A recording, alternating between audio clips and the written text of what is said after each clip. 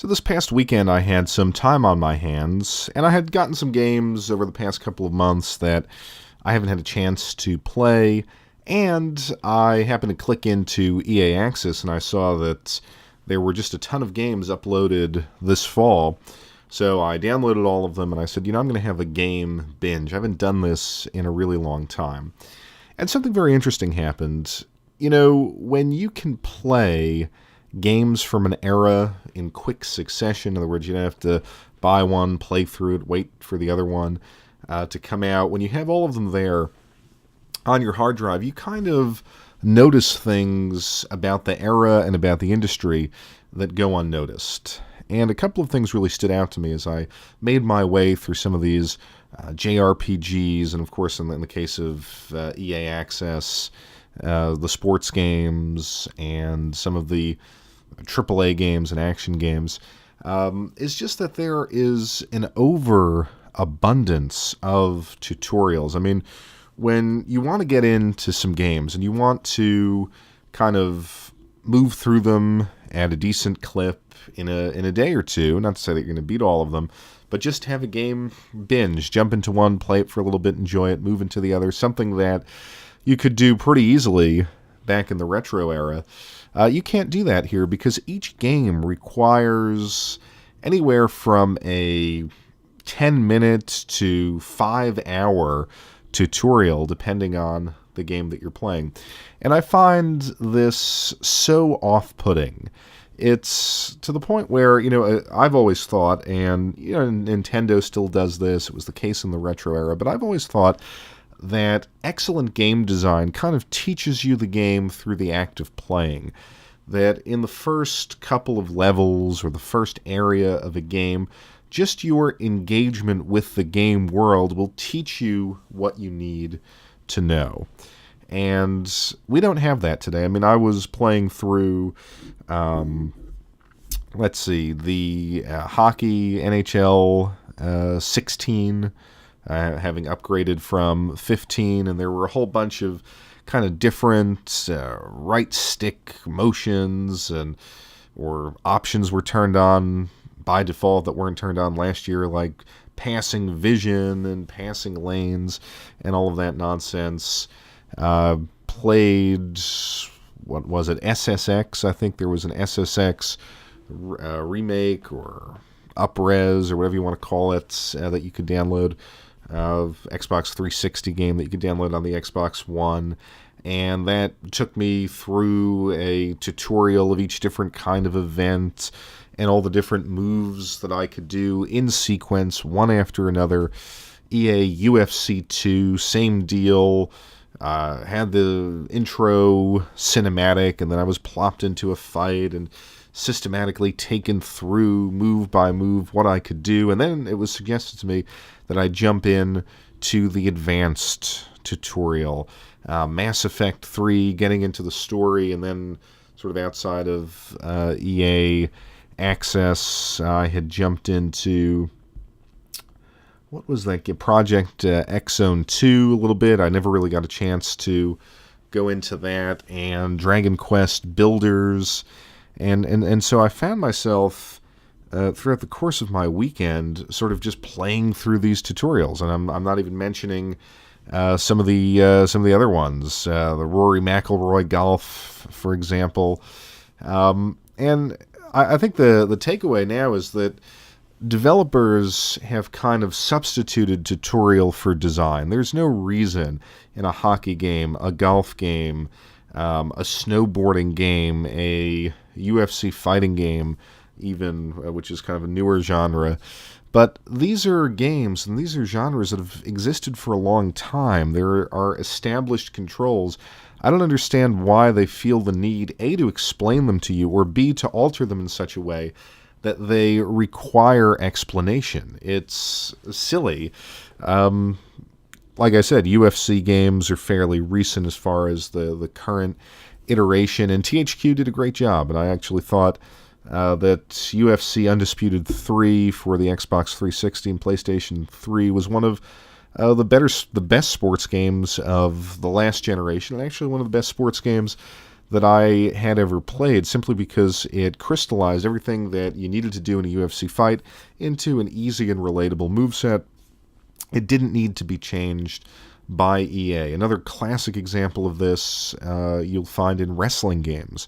The Aki Corp wrestling games for the N64 were brilliantly designed. They had a control scheme that was perfectly suited to wrestling, and yet 2K, whoever does the WWE games now, they still have they've altered the system in such a way that they've made it so boring. Their right analog stick input, momentum systems. You don't need all of that.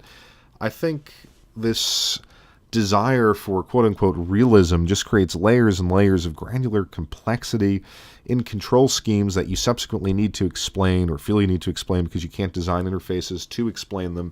And then you wind up having the player sit through all of these things time and again. Now, a point might be that not everyone has a bundle of AAA games that they're going to play in one sitting. I get it, but even when I have a game that I'm just trying to explore for a weekend, or I'm trying to get into a new game, you constantly have to sit through those things. JRPGs are actually the worst offenders, because regardless of what the battle system is, all of these different systems, you find yourself playing through a phase of the game where you just have to learn all of this stuff anew for every game. It's not necessary. Turn-based RPGs are self-explanatory at this point. Action RPGs shouldn't vary that much. And I guess on the one hand, they want to give you a reason to kind of get into the game. Oh, it's so complex, you have to memorize these things. But on the other hand, I always complain about video games trying to be like Hollywood.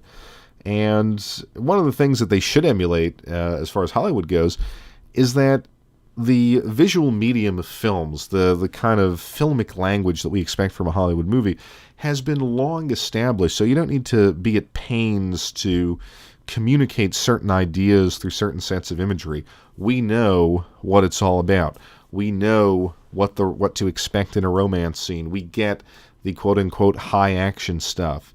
You don't need to establish these things in your cinematic idiom, because it's already there. It exists. We get it. And video games should be that way as far as common mechanisms. Keep the controls of, say, Madden fairly similar. And of course, Madden's not a great example. I think Madden took a great control scheme in the PS2 era, made it complete garbage in the PlayStation 3 era, and that continues to this day. But stop giving us unnecessary mechanics and quarterback vision, and make the menu smooth. The other thing I noticed about all these EA games, sports games in particular, is that the menus are horrendously slow, and they've been that way since the PlayStation 3 era. It's completely irritating. And then, of course, the other thing you notice, playing some of these AAA games that EA has put up there, is that, the AAA aesthetic, the kind of Hollywood action film aesthetic, the post-apocalyptic worlds, it's very tiring after a while. I don't know, maybe I'm just getting old, but I don't want to play, and I've said this many times, I don't want to play a Hollywood action film. And I think so many, especially when you play them in sequence, even something bad like Need for Speed, their Need for Speed remake, which was almost, in my opinion, a kind of attempt to replicate the full motion video Sega CD style of game.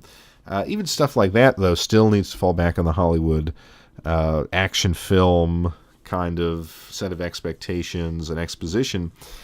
And then you take something like Battlefield 4, and Battlefield 4 is, I think, the whole Battlefield engine's a terrific engine, but nonetheless, we have this kind of cinematic that's kind of crammed in. Of course, that single-player mode wasn't that good, but in any event, when you sit down and you try to digest a number of games back to back, it just shows you, I think, this lack of ingenuity. I hate to say it. I want to respect the developers out there, but if you feel the need to, again, replace design with description, essentially what a tutorial is doing, especially in some cases with the EA UFC game, where early on, even when I got out of the tutorial mode, it was still having me click through 8 pages of, okay, you've entered a grapple. What can you do? I'm sure you can disable it, but why should it pop up in the first place? Why should you create a system that needs 8 pages of explanation before the player can fully engage in a game?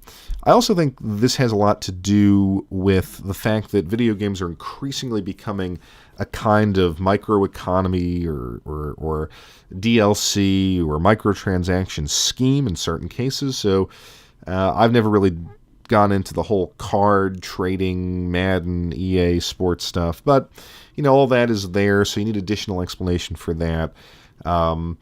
And I think in a more sinister capacity, and I've talked about this on episodes of the podcast, is that it's a further attempt to remove you from controlling the game. The game is going to present itself to you at a pace that it determines.